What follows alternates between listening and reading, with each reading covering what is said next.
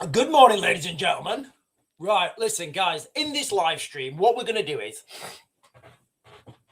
we are going to talk about the craziness that's happening in the United Kingdom. We're going to talk about the steps that we are on at the moment, heading towards an inevitable uncivil war, a civil war. There's going to have to be a new name for it. What I'm then going to do is I'm just going to talk briefly about contingency planning. Now, I know some of you guys, I should probably change that to prepping. A lot of you guys have been asking on the chat saying, Sean, you need to do some preparation videos, how to prepare and stuff. And like,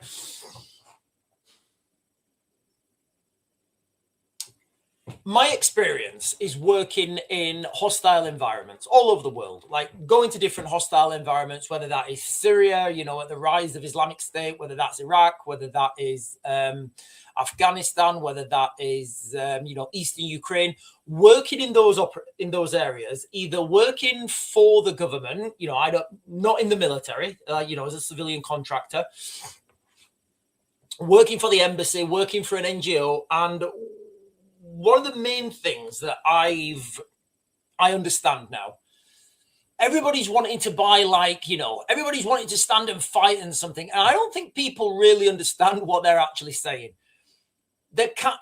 You can't really do that. If you've got kids, it's just not feasible. It really isn't feasible, guys. And if we're talking about pitch battles on the streets, that's not something go take kung fu lessons or something, or watch a Bruce Lee video.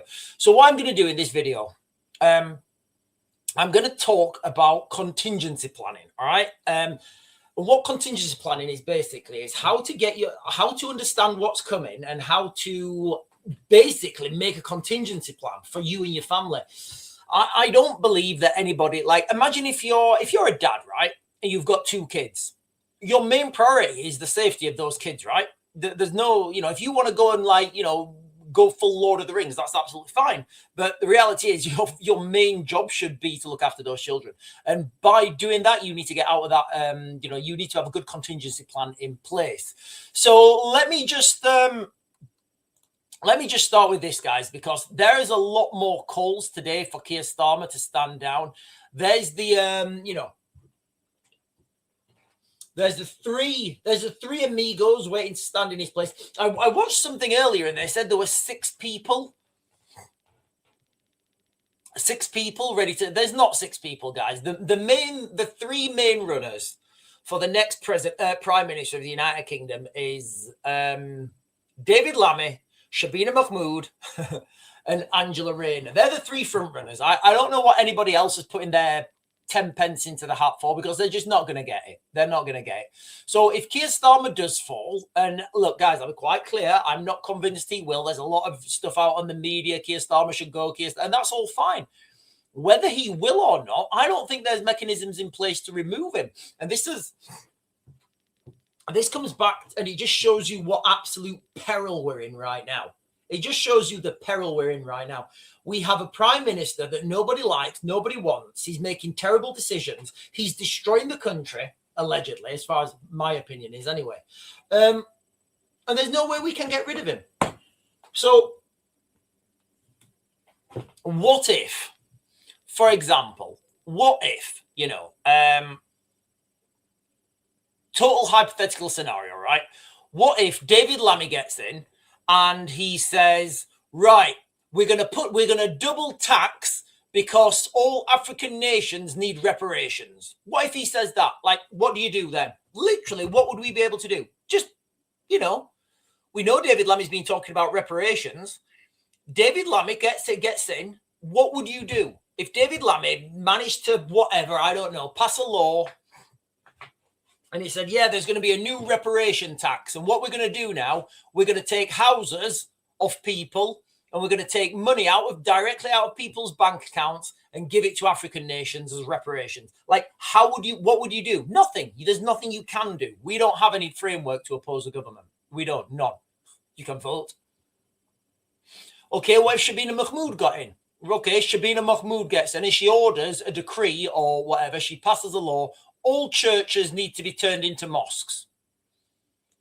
Boom. She brings down the gavel. That's it then. That's the law. we're now we're now the first Islamic Republic of Great Britain or whatever, the Islamic Republic of Britain. The king comes down and he's like, I must convert to Islam. And he's now the Sultan. I'm now the Sultan of Britain. Yes, I just want to keep my house. Or if Angela Rayner gets in and she says, right, we're just going to build loads of houses now. We're just going to give them all to migrants. And after 2 years, I'm gone, me. I'm going to live in a beefer. I've got a 8-pad set up in a beefer. I'm proper gone. We have no way of opposing the government, right?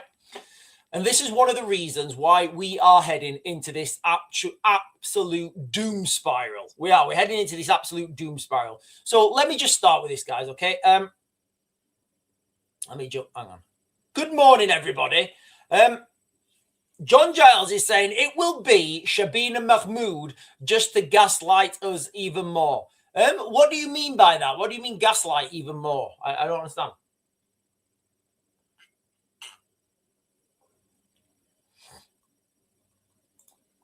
Tug's Life is saying, we are swizzled. The next generation has been taught to be hurt and offended by words. They've been dumbed down, ready to be controlled, unfortunately. I don't think they have. Honestly, I don't think they have. I think the next generation, so if you're like 16 and under right now, there's a huge fight back, especially at schools. Our girls are, in that age bracket, and there's absolutely a pushback. And this pushback wasn't, it's not something that's been imposed on them. It's something that's happened naturally.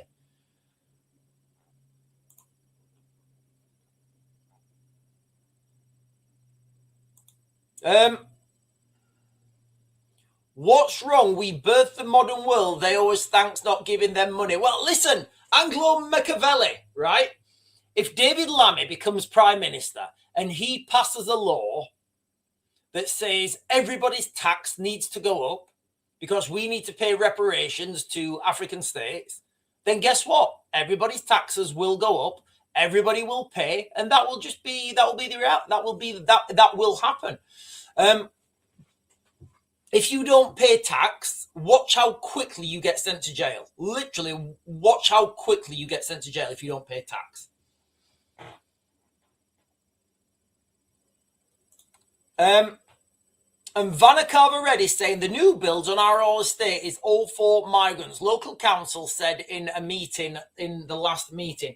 Yeah, there's a lot of this is happening a lot. There's so where we live, a bit further away. I mean, we live on Greenbelt, right? So I think it will get built on eventually, but it's not there yet. So where we live, a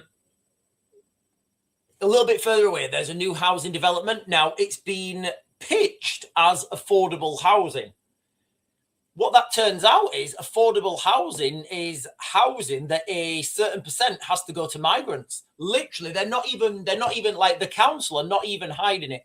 They're now building houses, and as a quota, a percentage of those new build houses, because they're affordable houses, have to go to migrants. Now, I don't know how this is working, guys. I don't know where this money's coming from. Well, I do. It's taxpayers' money.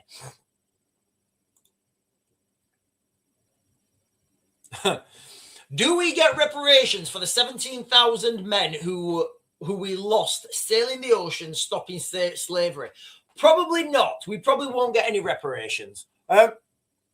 John Giles is saying Shabina Mahmood will be the PM just to wind us up. I do think there's a strong possibility of that. I do. Absolutely, John.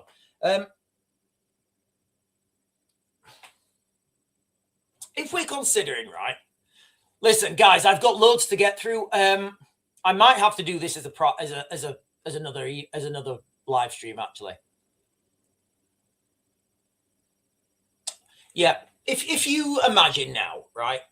I was talking to my dad about this. My dad's saying, oh, I can't believe what's happening to the government. They're doing so bad. They're doing so bad. I say, whoa, bad by whose metric? And he's saying, well, nobody likes them. They all hate them. I say, yeah, but like, what if the government's plan is not to bring prosperity, it's not to bring jobs, it's not to lower taxes, it's not to have a strong military?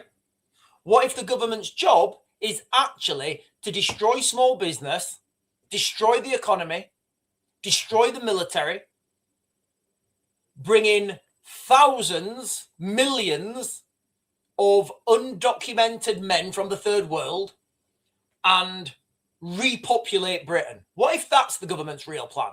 Then if I'm not saying it is, if that is the real plan, then the government are doing brilliant, right? They are right on track. In fact, if anything, they might be ahead of schedule.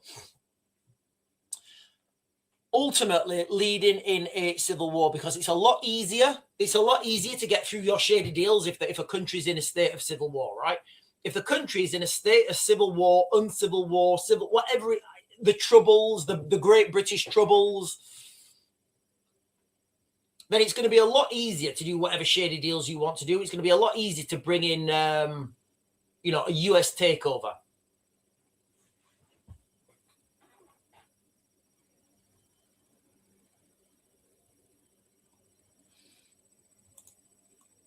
Ryan Wallace is saying, what if Mahmoud is PM? Yeah, this is what we're saying, guys. I think, if Keir Starmer goes, right, remember what we just said. If you consider that behind the scenes, the government, right, I need to change this live stream because we're not going to be, I'm not going to have time to talk about contingency planning, guys. I'm going to have to come on and do contingency planning on its own. I'm going to have to do contingency planning on its own because we're just not going to have time. So if you consider that the main task of the government is not to bring prosperity, it's to destroy everything and cause a civil war, then bringing in Shabina Mahmood would be the perfect move, right? It would be the perfect move. Can you imagine? Can you imagine what the Americans would be saying? And this is why I've been, listen, guys, I'm not joking. Today, I read the email last week. Let me find it. In fact, I'll read it to you.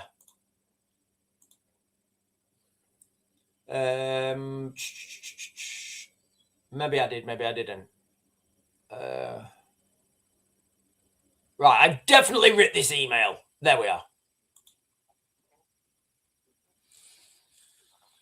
Right, so I'll read that. So I am going to send an email today to Cleethorpes Council, and I'm going to ask them as a proposal for dialogue on potential civil contingency planning.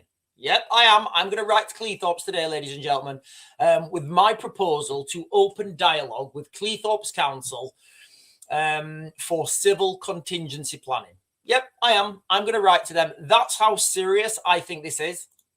Honestly, that's how serious this is.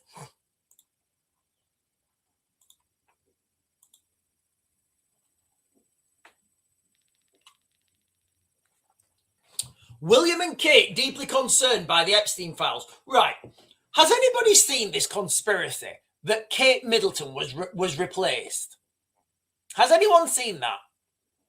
Now, I totally blew this off when, I was like, yeah, that's not even a thing.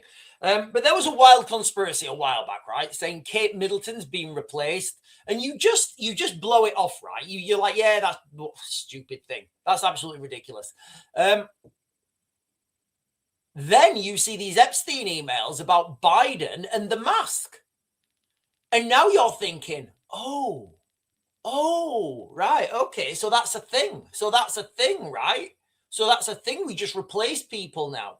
So I don't know what's real anymore, guys. I really don't know what's real anymore.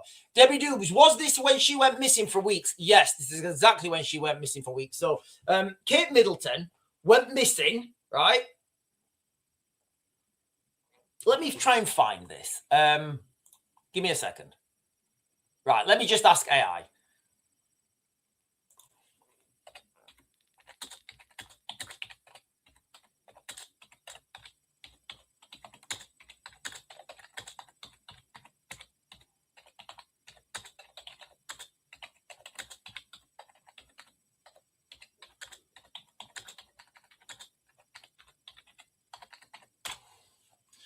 Right, so I'm just going to give you guys a brief synopsis of the conspiracy theory, right? The conspiracy theory that Kate Middleton has been replaced by a body double or a clone, all right?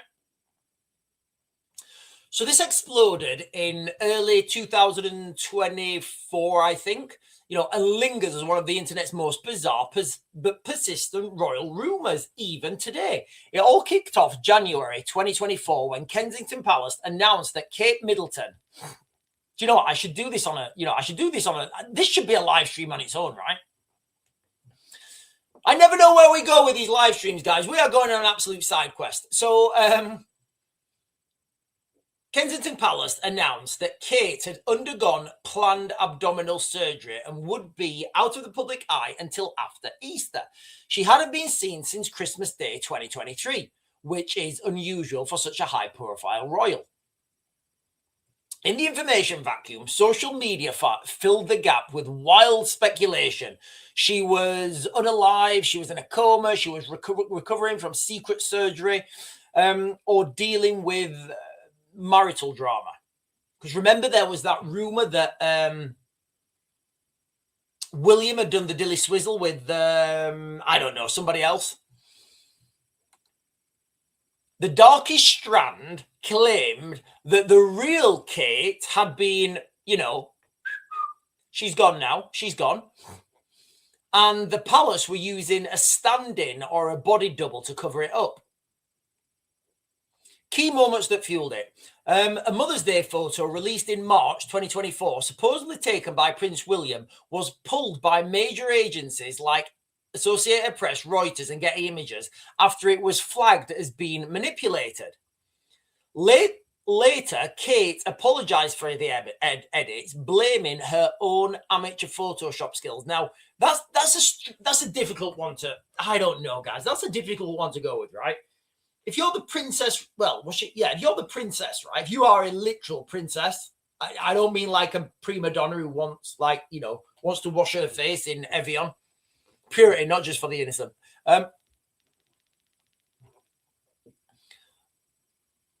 It's kind of not one of those things, right? It's kind of not one of those things because you would expect that everything has to go through some sort of like, I'm going to publish this photo, right? Okay, it needs to be checked.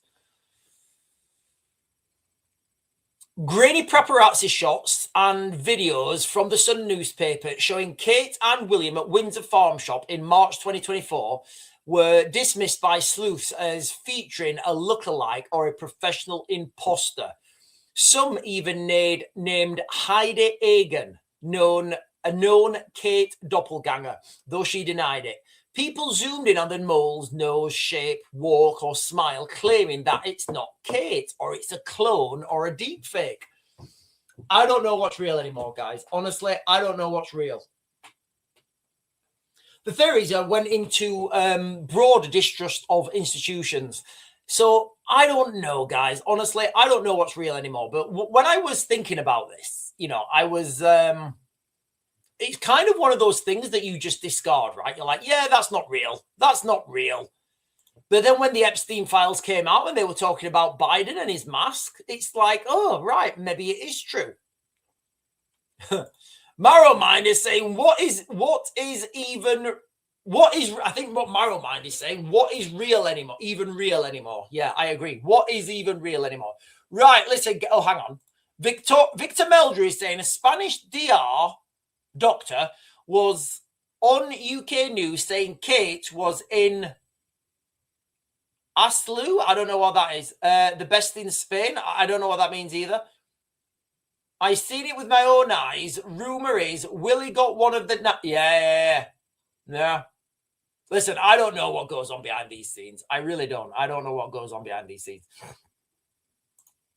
Right, El Cid, I hope you're going to behave, right? I hope you're going to behave. Stop spamming. Right, listen, guys, I've clearly not got enough time to do contingency planning now. So what I'm going to do is I'm going to try and run through this as quickly as possible. I will do contingency planning. I will do emergency contingency planning as an absolute standalone live stream. What I'm going to do now is I'm just going to run through it really quickly and just give you guys like bullet points on, contingency planning. So you guys have heard, right? If you go to any paramedic, right, who's doing any sort of training at all, everybody will always tell you the best, the things that will make the most difference are the simple things done right. Yes, so everybody wants to be cool enough to be able to do open heart surgery with a scalpel and a Leatherman in the back of a moving vehicle. The reality is that sort of stuff doesn't really, very small amount of time you need to do that. Everybody wants to be able to make a drip and a cannula from a water bottle and some sugars and some salts you find in it. Yeah, everybody wants to do that. It doesn't work. So what I want to go through and I want to talk about, because I've done these briefs lots of times, whether I'm giving these briefs to non-government organizations, whether I'm giving these briefs to militaries, I guess, or people who are operating in hostile environments, we will be living in I could say we're living in a hostile environment anyway now. I don't usually go out. As wild as this sounds, I don't usually go out after dark. As soon as it's dark, 6 o'clock, I'm like, yeah, I don't want to be out. Now, there's a couple of reasons for that. People who predominantly commit crime, right? They don't work. They don't, because they're criminals, right? Does that make sense? Guys, if you want to challenge anything I'm saying and you think it doesn't make sense, please put it in the chat, right? Please put it in the chat. So criminals predominantly don't work, right? Because they're criminals. So if you don't work, you don't get out of bed in the morning, right? You're a lazy loser. You lay in bed and you're lazy and, you don't get out. So criminals tend to get up around midday, lounge about the house, and then go out later, because then they're going to be doing their nefarious activity at nighttime. That's just the reality. This is the reality of crime, right? Now, I don't usually go out the house after it's dark. I see no need to. I went out the other day. I needed to get some chicken, right? I needed to get some chicken because the girls the girls are in this phase, right, where they wanted chicken. They wanted chicken wings, right? They wanted chicken wings, but then they didn't like chicken on the bone. So I lost my shit, right? I absolutely lost my shit. I'm shouting. I'm saying, right, you want chicken wings, but you don't like chicken on the bone. What do you think chicken wings is? Daddy, I didn't realize it was on the bone. I'm like, right. Anyway, so I had to go and get some chicken. Anyway, it's not relevant, but I had to go and get some chicken. And the difference in dynamic at nighttime, guys, it's wild. Hanging around the supermarkets outside the doors, there's gangs of young men of unknown origin.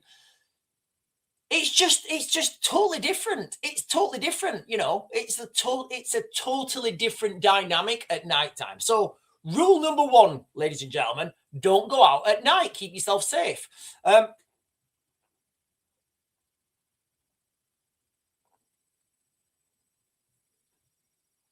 Angelo Machiavelli is saying,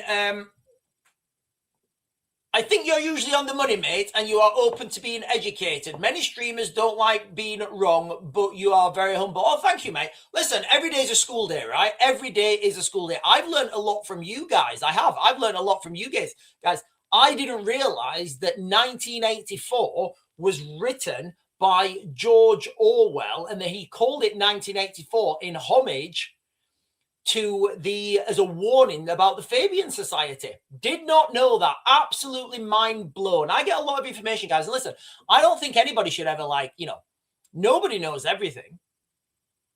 Literally, nobody knows everything. So what I'm going to do here, is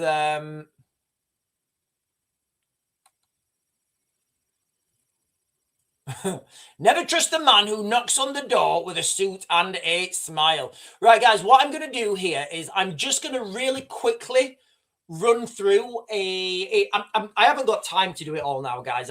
We're too far in, so I will go and I'll finish this once I've done this live stream, and we're just over an hour. I'll go away, I'll come back, and I will do this, and I will probably just do it as a monologue without any questions. Yeah, I've got to get questions. So I want to go through something that's really going to be important to everyone living in a hostile environment, okay? Responding to significant threats, so you need to be able to respond to threats, right? So wherever you are, everybody's going to be different, whether you're in a city, whether you're in a rural area. And look, guys, this brief goes for everyone, right? You might be a left-wing liberal living in a right-wing town. That should be I'm a left. That sounds like a song, right? I'm a left-wing liberal living in a right-wing town. What we're going to talk about, this is for everyone, right? So I'm going to talk about hibernate, relocate, evacuate, because that's the main thing that's going to stop 95% of people getting into trouble. If you understand this process, if you understand and you have sufficient triggers, when to stop when to stop your normal daily routine, right? So like I just said, going to the supermarket at night, it's just, I don't do it. I don't do it. Avoid those risks, avoid those risks. So you need to understand when you need to put these policies in place. Maybe you go to the supermarket at nighttime anyway, right? Well, do you know what, Sean? I go to the supermarket. I always go to the supermarket at night. It's just when I finish work, it's when I finish work, and that's just easier for me. That may be true. It may be time to change that. You've got to understand, these principles, okay? So hibernate, relocate, evacuate, and then you can return or recover. So it's important for everyone to identify triggers. And what do I mean by triggers? For example, in eastern Ukraine right now, I can more or less guarantee that there will be trigger towns and trigger points, okay? Whereby the Ukrainian military say, right, if the Russians push past this point, we will do this.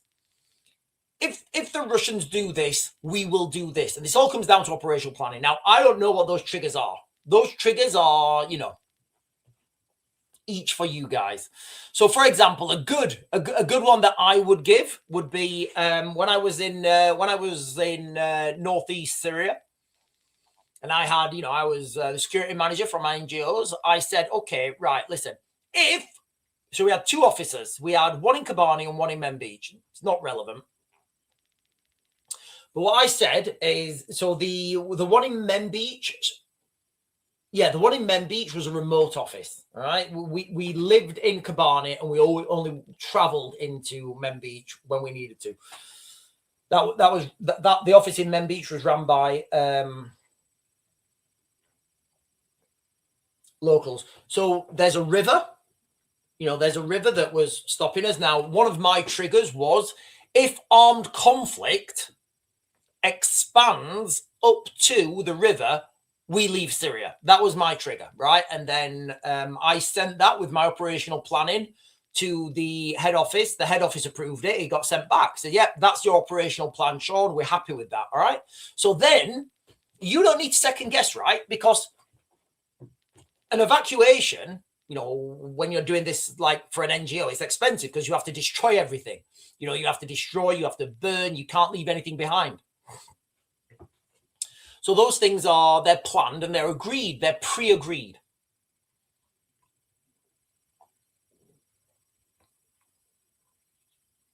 There's also, there's certain phases of contingency planning. I'm just going to leave it here, guys. I'm going to jump onto the chat and I am going to come back and do a full brief on this. it probably won't get many views because it's going to be just me talking, and there's going to be a lot of bore. I don't want to send anyone to sleep, but there's basically 3 phases of a contingency planning, right? There's the warning phase that everybody should be in right now in the United Kingdom. Everybody should be in the warning phase right now in the United Kingdom. We are literally in the warning phase.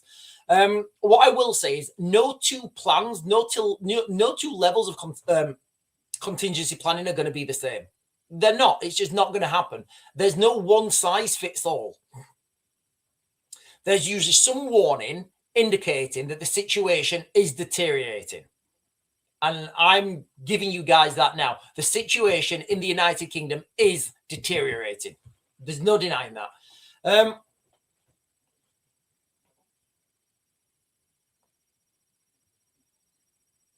We've got conflict, wherever you live. If you live in Manchester, for example, at the moment, there's a courier wars going on. Regardless of regardless of the type of crisis or the type of contingency planning, there's 3 key phases. All right, and after I'm just going to go through these real quick, and then I'm going to come back onto the chat. Like I said, warning phase, we're in that now. There's the activation phase. That's when you put your plan into action. You put it into motion. You can't second guess yourself either. If you've written down a plan and you've all agreed with it and your family, so you get, and it's going to be very difficult to do these things because people will think you're crazy. They will, absolutely. People will think you are bonkers. When I do this if I'm giving this brief in I don't know, if I was giving it in Donetsk, right? People are paying attention. They're like, yeah. Oh, yeah. If I'm giving this brief to my mum and my dad and my sister, they all think they know better.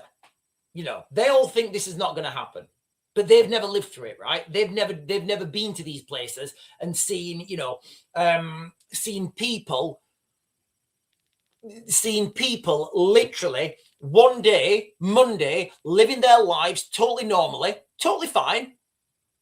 The Wednesday, their house is being blown up and they're wading across a river with their kids and a suitcase. Yeah, that happened, and I witnessed that firsthand. So you have the warning phase, the activation phase, then the recovery phase. So the recovery phase will be how you move back to your house, or maybe you're not going to move back to your house. Like I said, guys, this is a bit long-winded. We just don't have enough time to do it now. We don't have enough time to do it now. Katrina is saying, most of my town have no idea what's going on at the moment. We have many illegals. We don't have many illegals, if any at all. I think that's a double-edged sword, right? Because my sister, we all love our sisters, guys, don't we? But they annoy us sometimes. They piss us off sometimes. So my sister was a massive wokie. She was a massive wokie. And we would have to agree not to talk about certain things, right? We would have to agree not to talk about certain things. She's terrified now. She's terrified. She's actually moved house because the estate that she lived on, it's now she woke up. Well, I give this example a few times, and the reason I'm giving this example is because it happened to my sister, right? It happened to my sister. My sister woke up, and there was men of unknown origin in her garden, right? On the kids' swings, just sat on the swings. So can you imagine that? And they were smoking. Can you imagine that, guys? And imagine what a culture shock that is to people. You wake up one morning, you open the curtains. Oh, there's gentlemen of unknown origin sat on your swings, just swinging, smoking. Can you imagine how? Can you imagine what a cult? She's gone now. She lives somewhere else. Can you imagine what a culture shock that's going to be for people who don't know what's coming? Because a lot of people don't know what's coming.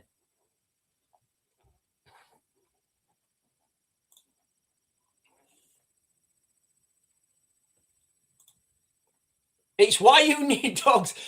Sure, Bussy said it's why we need. She's got dogs, but they're like the worst guard dogs ever. All they do is eat stuff. So yeah. So let's right. If you're gonna buy, look, guys, I'm.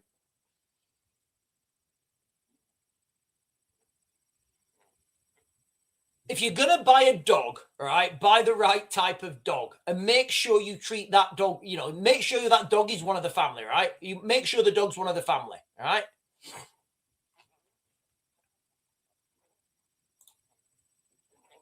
Oh, Cindy's saying that's why we have. That's why it's so nice in this group.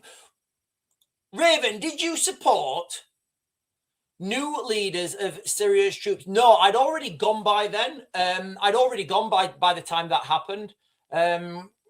Syria is like there's like 3 countries of Syria. Syria is basically split into 3, right? You've got like if you think of where Turkey is, you've got Turkey at the top, then you've got like obviously Syria below it. You've got like this corridor, and that corridor would be there's a road. It's called M4, and then there's one above it, and I think it's the 619 or something. I don't know, but there's 2 roads basically, and that whole corridor from that's called the northern corridor. That whole corridor from northeast Syria. So you've got like I said, you've got Kobani.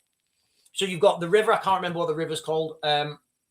You've got Membeach, you've got Kobani, then you've got maybe Ain Issa, Ahmouda.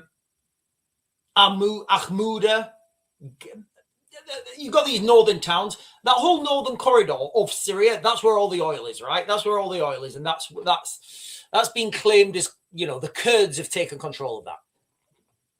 You've then got the southern eastern part of Syria, which is pretty much warlorded. There's no real government there. And then you've got southwest Syria, where you've got Damascus, you've got a board, you know, that's what like the main Syria is.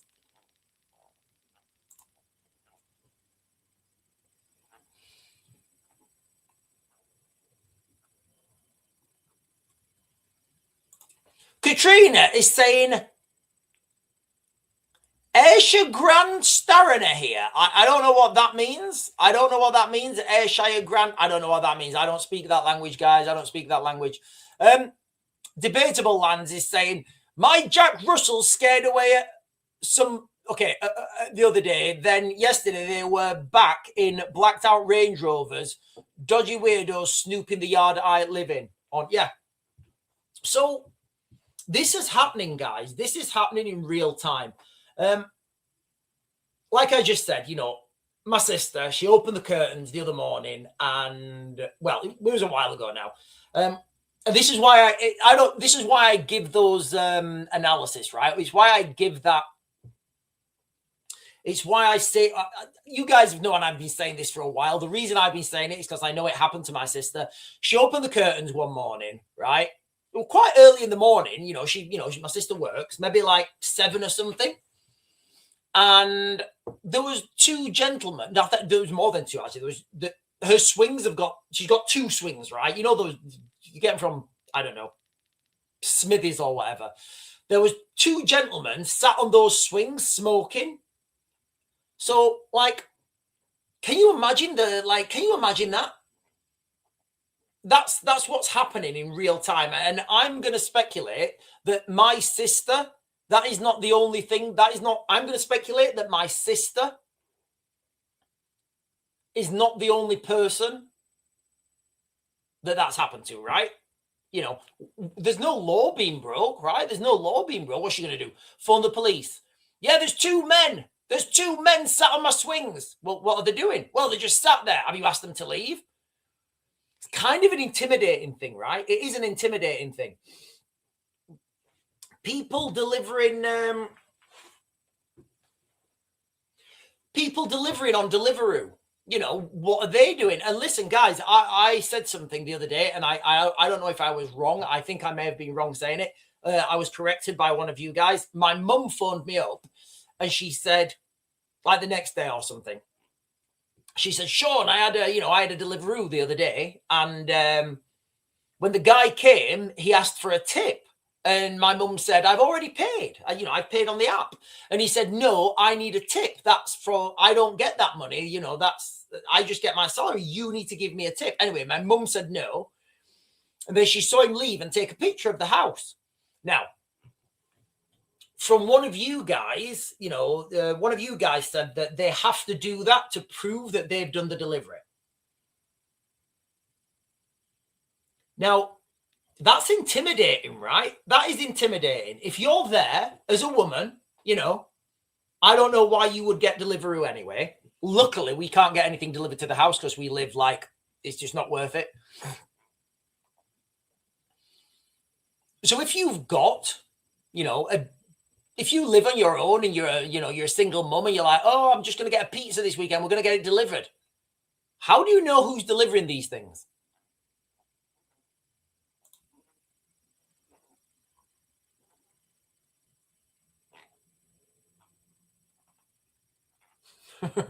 There's some of these comments I can't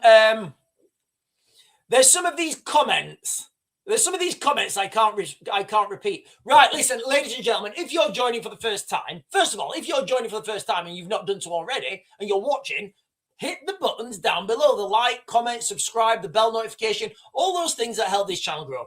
We are talking about civil war in the United Kingdom. Are you ready? We was going to be talking about contingency planning. I've just not got enough time for that at the moment. I'm going to have to come back on and do another live stream on that because we'll be going down with some side quests. In the heading to this live stream, I've got the police are not coming, and they are absolutely not coming, guys. All right, the police are not going to be coming. You've got to accept that. All right, you've got to accept that the police won't come. They're not going to come because the police need to keep control, right? So the police can't be, the police need to keep, first of all, the police will need to have excess manpower on their police stations, right? Because if the police station falls, then everything falls. So that's the first thing, right? So first of all, the police are short-staffed anyway. The police have been degraded. The police are being demoralized. And I would say the police themselves have been infiltrated and destabilized. I would say that anyway with the police. So if you guys remember the movie Mad Max, right? The first Mad Max.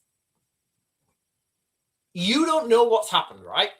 You don't know what's happened.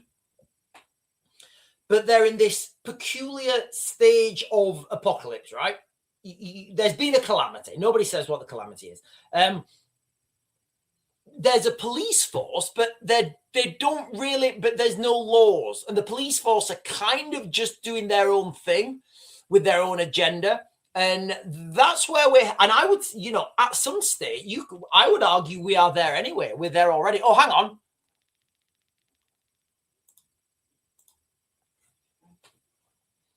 Anna Cool has sent £2. Thank you, Anna Cool, for the £2. Is that to help my roof repairs? Thank you. I appreciate the donations towards the roof repairs.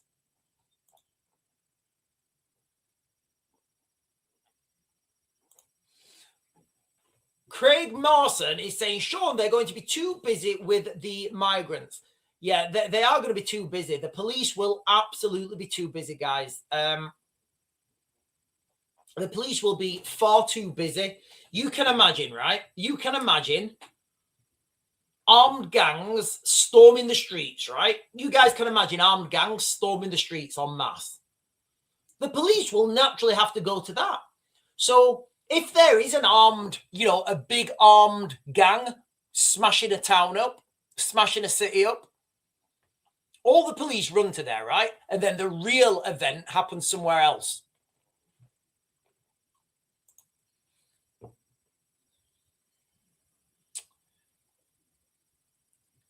Zombie Force is saying, the question is, what do you do in the of violence? Stay put, self-defense methods, your reaction. You see, this is why I wanted to do this. I I'm gonna come back on and I'm gonna give you guys hibernate, relocate, evacuate, and I get it, right? I absolutely get it, right? People want to be able to defend themselves and protect their families against the mob. There is no against the mob. Your best protection is not to be there. Literally, your best protection is not to be there. Right? That's your best protection. So I kind of don't want to go down these roads of self-defense methods, because without like training these things, I was watching some guy on the telly doing disarming pistols real quick.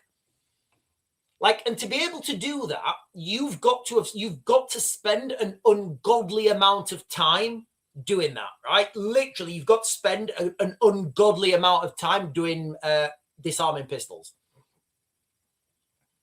Again. And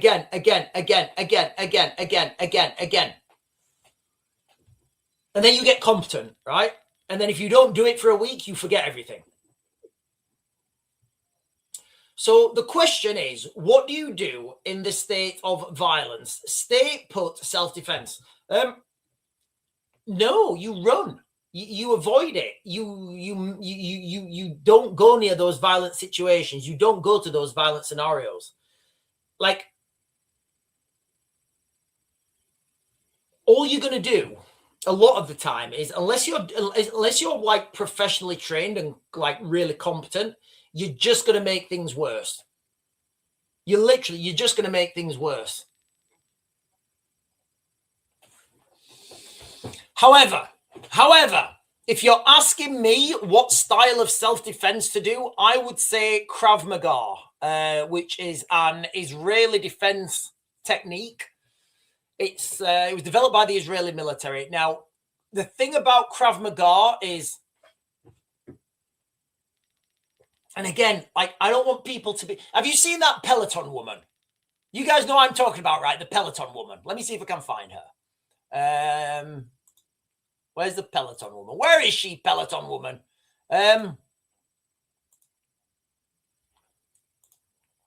me try and find the Peloton woman. I'll show you what I mean. Yeah, I've got her. Right, hang on, got her. Right. So I'm going to show you guys the Peloton woman, right? And this is, when we're talking about self-defense, right? This is what I'm very cautious of. Right? The Peloton woman. The Peloton effect, right? I am cautious of this, the Peloton effect. So let me share this with you.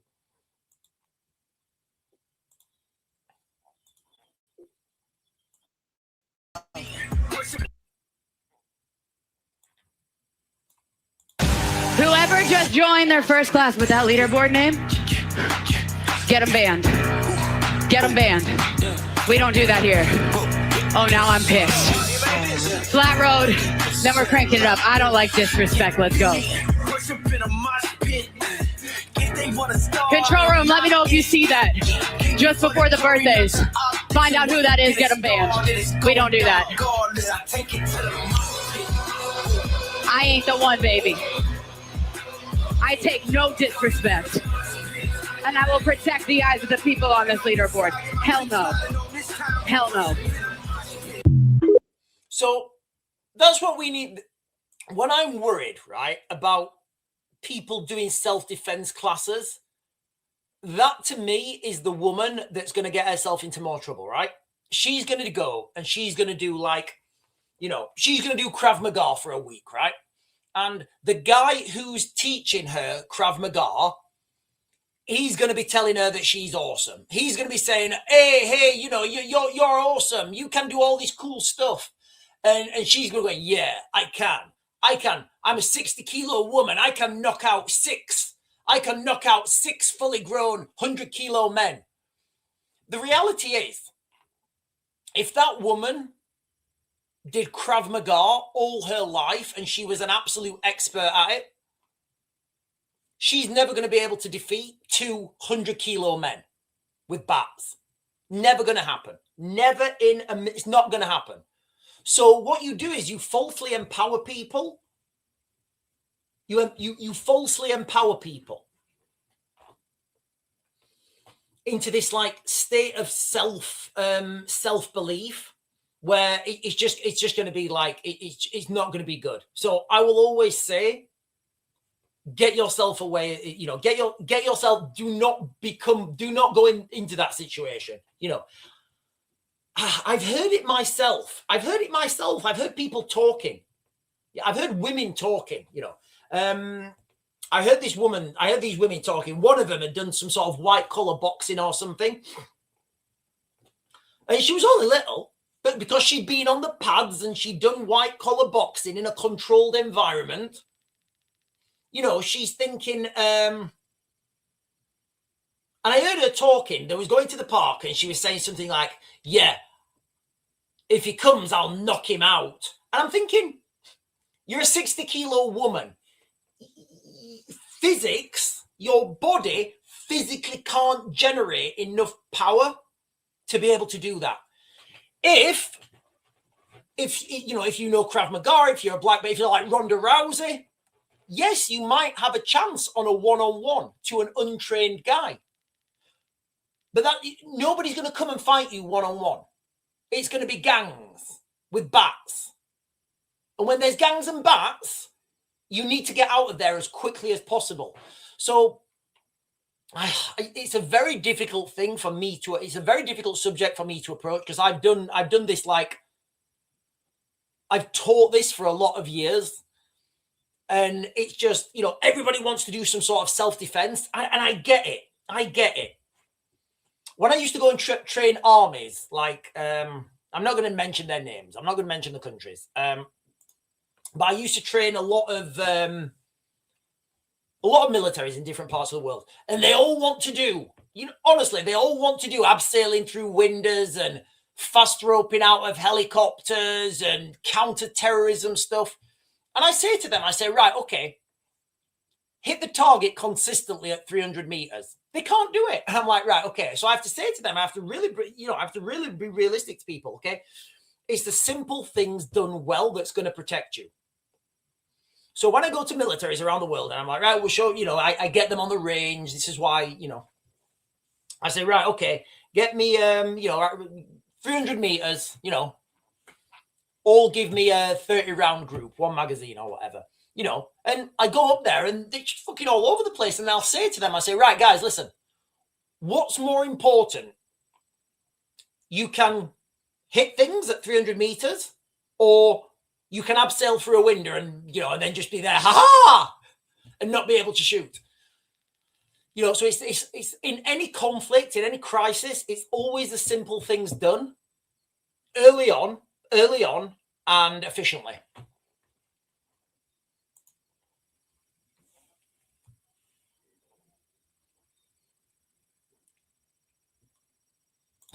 You couldn't train a train set. Young women think they can fight 3 6-foot guys due to movies, says David King. Yeah, it's a big problem, guys. It's a massive problem. It really is.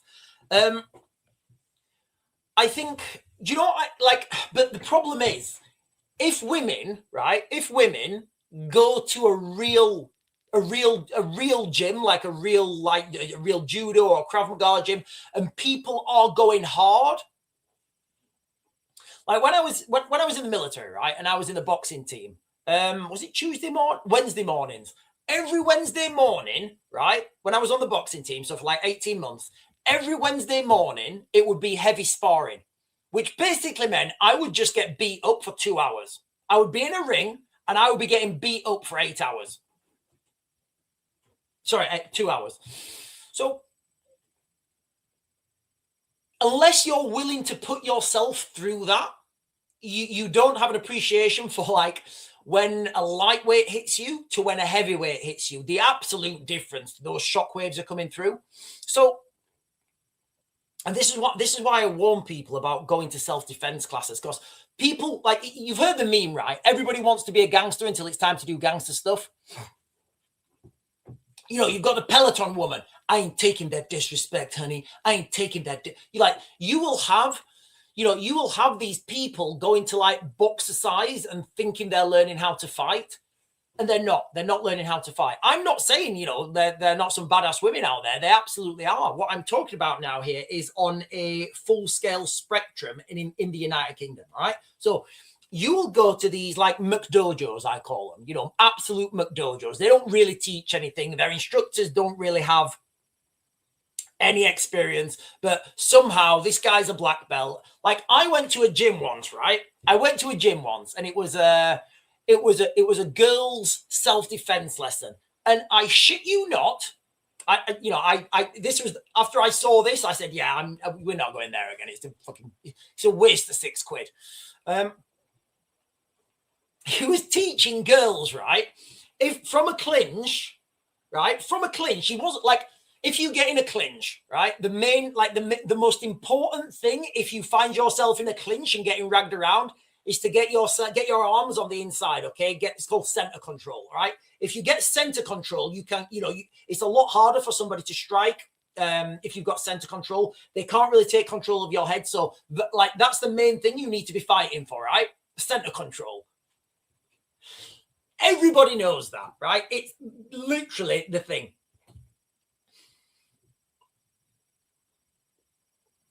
Like if you go to an MMA class, like a good one, like you will literally just drill that from the clinch. You know, you will both just try to get center control with your arm. Anyway, so bear in mind, this is like a self-defense class for little girls, all right? He said, right, you come into the clinch like this. And what did he say do? He said, you go down onto your knees. He said, you go down onto the knees and you hook the leg. I was just like, that is so ridiculous. That is I mean, I want to use the word retarded. Am I allowed to use that word, guys? Because it was retarded. It was so stupid.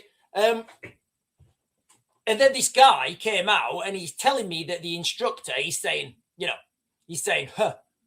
SAS come here and listen, and he teaches the SAS. I was thinking, you don't even know who you're talking to. That definitely doesn't happen. Anyway, I didn't, but this is what I mean. People go to these McDojos and they get this false sense of security that they can do anything.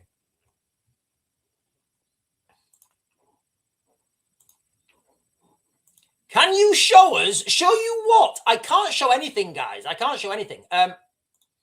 Sounds like an MMA drill to me. Yes, getting center control, guys. It is a massive thing. All right. Kev Mills is saying, well, my daughter at 16 got jumped out on by 3 lads in a night alley shops as she approached from the closest one, got an elbow in the throat, game over. Maybe you're lucky, right? Maybe you're lucky. I mean, what I would say is tell your daughter not to walk down alleys at night. Avoidance. Avoidance is always better than conflict. Every time, guys. What do I always say, right? What do I always say? Avoid wars at all cost. On the micro, that is avoid conflict at all cost. However, if you're in that conflict, you need to win it at all costs. So I want to talk about avoiding first. Show your name's not Walter. No, but my middle name's Mitty. Most of the training for boxing is footwork and cardio. Boxercise is just pretending to throw up. Absolutely. I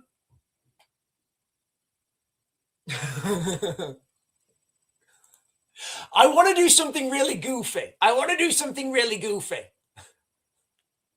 Show me your combat skills.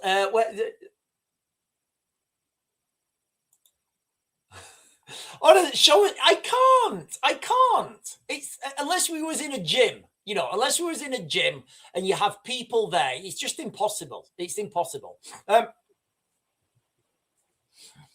Gerald Riviera is saying most of the training for boxing is footwork and cardio. Boxercise is just pretending to throw punches. It absolutely is.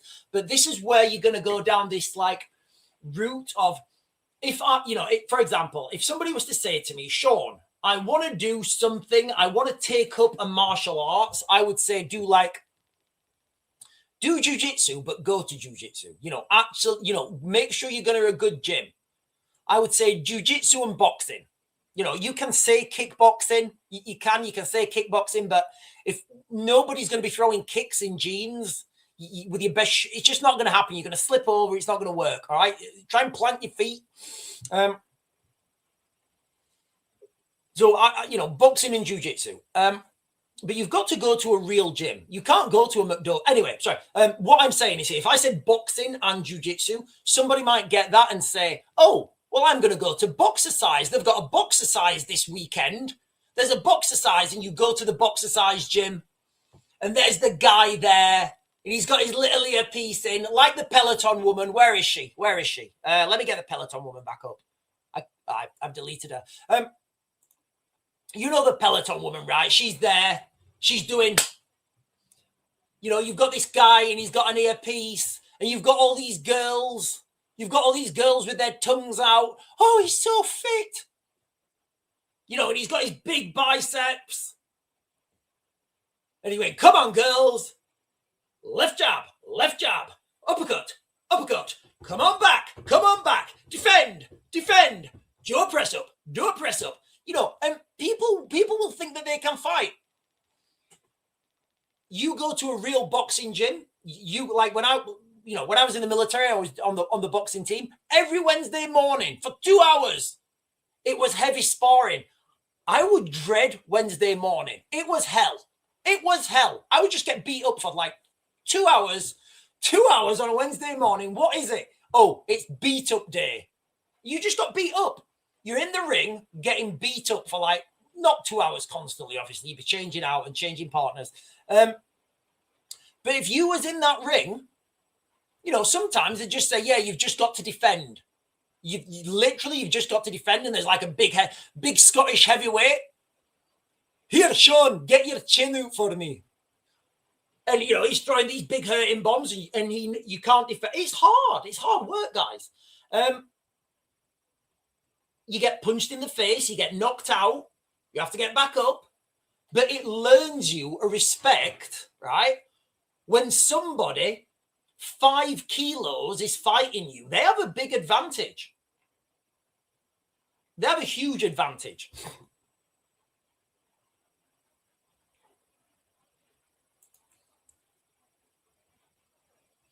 Jiu-jitsu has a lot of illegal points. What does that mean, Bandagain? What does that mean? Jiu-jitsu has a lot of illegal points. Great Japanese military fighting. I don't know what that means. What's an illegal move? I don't know what an illegal move is. But listen, guys, Krav Maga, right? If you want to learn something, learn real military Krav Maga, because you can learn Krav Maga in like 2 weeks. And the way the Israelis develop, if you're going to go to a class, right? If you're going to go, I'm going down a road I didn't want to go on, right? If you're going to go to a class, do jiu-jitsu and do boxing, right? In the long run, you're going to learn more. If you want to learn something fast and dirty, use Krav Maga, because you can learn it real quick.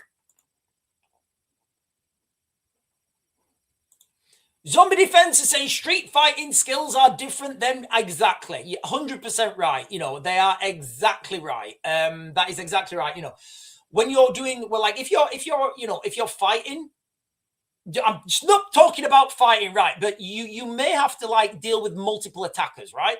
So if you go down and start doing rubber guard, it's not going to work. It's absolutely not going to work. There's a good Estonian system of fighting called Hokaturu. Now, Hokaturu is developed by the Estonian military, but it basically comes from Russian Kempo. So that's good. That's good. That's all about multiple attackers and not going onto the ground.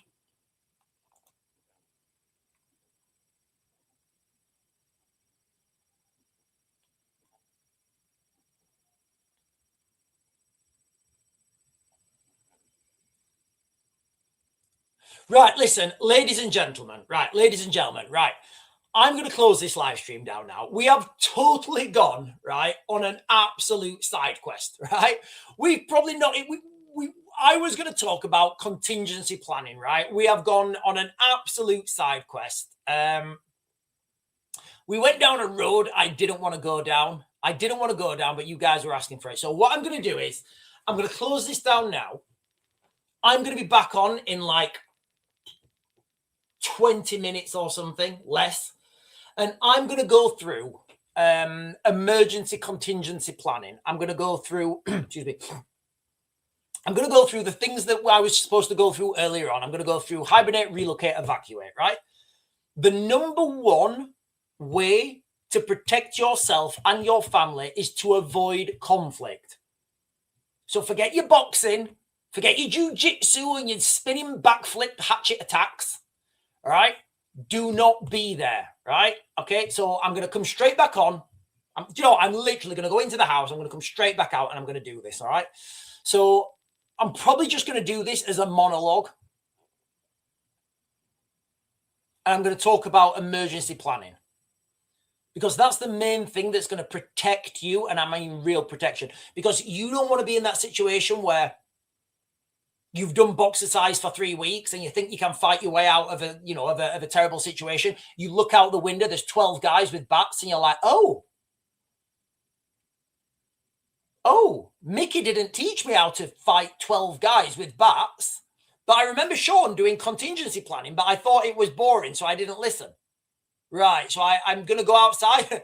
Left jab, uppercut.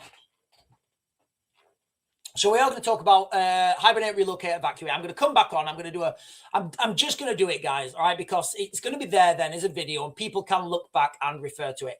Anyway, ladies and gentlemen, thanks for hanging out this morning. Like I said, I'm going to come straight back on. I'm going to come straight back on and I'm going to do that. We went on a massive side quest today, guys. So anyway, I bid you good morning and I will literally go and get another coffee and I will be straight back on. I will, guys. I'll be straight back on. So I'll see you later. And then if you're not going to jump on for the next live stream I do, I will be back on later tonight at 8 at the normal time. I bid you good morning.